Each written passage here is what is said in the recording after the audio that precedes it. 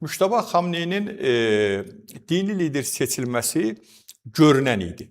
Bu yalnız belə deyək də Əli Xamneyinin oğlu olduğu üçün deyil. Bu həm də atasının hakimiyyəti dönəmində Sepahla kifayət qədər ciddi ilişkiləri olan, ciddi bağlantıları olan bir şəxs kimi deməli Müştaba Xamneyinin dini lider olması gözləniləndir.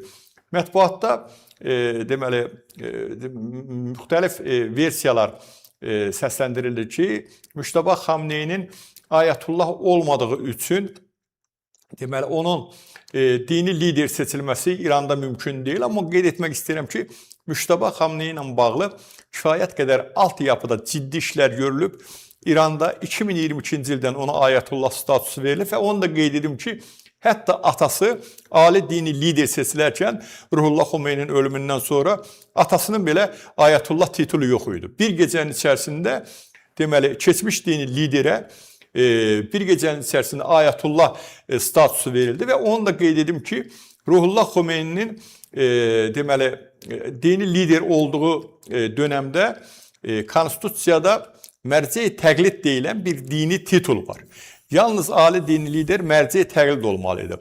Əli Xamneyinin dönəmində isə o konstitusiyasından çıxarıldı, yalnız Ayətullah olması kifayət olundu. Yəni demək Müştaba Xamneyi ilə də bağlı bu altyapı bir müddət əvvəl deməli görülmüşdü. Müştaba Xamneyinin bilirsiniz ki 2009-cu ildə İran deməli ərazisində olan ixtişaşlara çox kəskin reaksiya vermə əmri bilirsiniz ki, hər kəsin xatirindədir və İran xalqının da xatirindədir.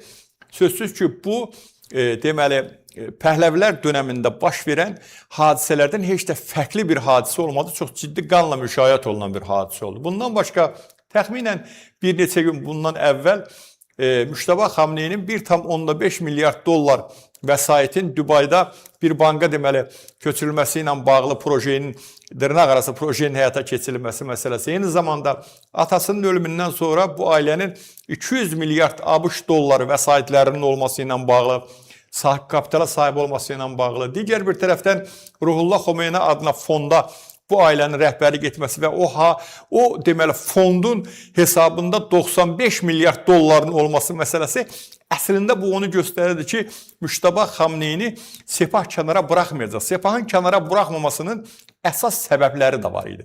Sepah İran iqtisadiyyatının 46%-ına nəzarət edən bir hərbi deməli qurumdur. Və Sepah bu 46% iqtisadiyyata nəzarəti özünün təsis etdiyi 1118 şirkətlə həyata keçirir.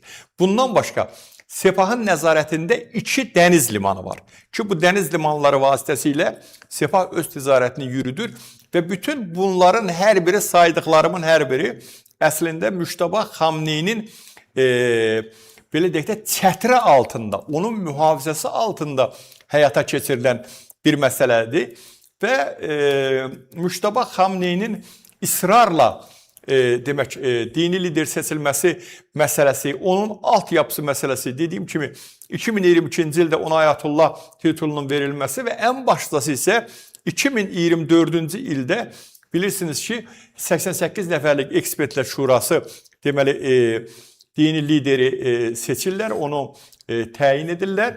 2024-cü ilə qədər 88 nəfərlik ekspertlər şurasının 53 nəfəri islahatçılar qanadından idi.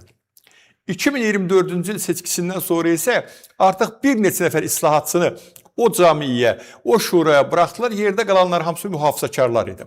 Əslində 87-88 yaşlı Əli Xamneyinin hətta belə deyək də öz əcəli ilə bioloji ölümünü nəzərə alıb belə bu altyapını Sepah burada qurmağı bacarmışdı. O baxımdan Müştaba Xamneyinin İranın yeni dini lider seçilməsi məsələsi yeni və yaxud təəccüb doğuracaq məsələ deyildi.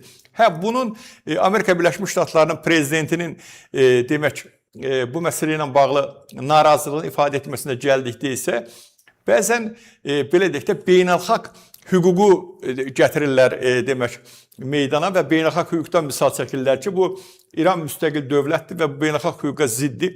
Bəyəm 47 ildir teokratik rejimin yaxın şərqdə, regionda qonşu dövlətlərlə bağlı törətdiyi belə deyək də cinayətlər beynəlxalq hüquqla mı həyata keçirilirdi? Bəyəm proksi qüvvələrin yaradılması, onların vasitəsilə terror aksiyalarının keçirilməsi, bütün müsəlman ölkələrində gizli hücrələrin yaradılması, İslam inqilabının ixracı, eyni zamanda Sepahın nəzarətində narkotikanın bütün dünyaya yayılması, səpələnməsi, bununla bağlı onlarla, yüzlərlə misallar çəkmək olur. Bəyəm bunlar beynəlxalq hüquqa uyğun bu məsələlər həyata keçirilmir? Əsla yox. O baxımdan da mən düşünürəm ki, Trump onun deməli xarakteri qarşısına qoyduğu məsələni nəzərə alsaq, Trumpın qanuni hədəf məsələsi. Mən inanıram ki, bu sonuna qədər bu məsələ üzərində dayanacaq və bunun siyasi tərəfləri də var. Əgər zamanımız imkan versə, bunun qısa siyasi tərəflərini izah edərdim bu məsələlərdə. Çünki Trumpın əgər Müştəbə Xamneyinin dini lider olmasına razılaşması və prosesi bu anda saxlaması Trumpın özünün daxili auditoriyası üçün, eyni zamanda Trumpın müttəfiqləri var ki, körfəz ölkələri, bilirik ki, onlar müxtəlif maddi mənəvi ziyana məruz qaldılar bu.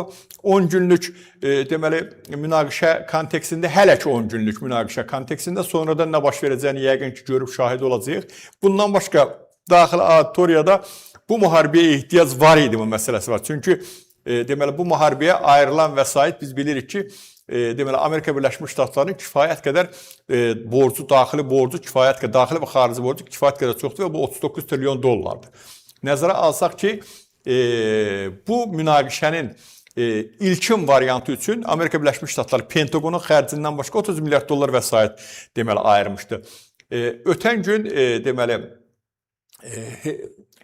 elan olunan vəsait xərcləməsi 7 günə 6 milyard dolların xərclənməsi və Trumpın biz hələ 4-5 həftə bu mübarizə, bu münaqişə, bu müharibə davam edəcək mesajı əslində bir həftəyə 6 milyard dollar olanda 5 həftəyə bu 30 milyard dollar.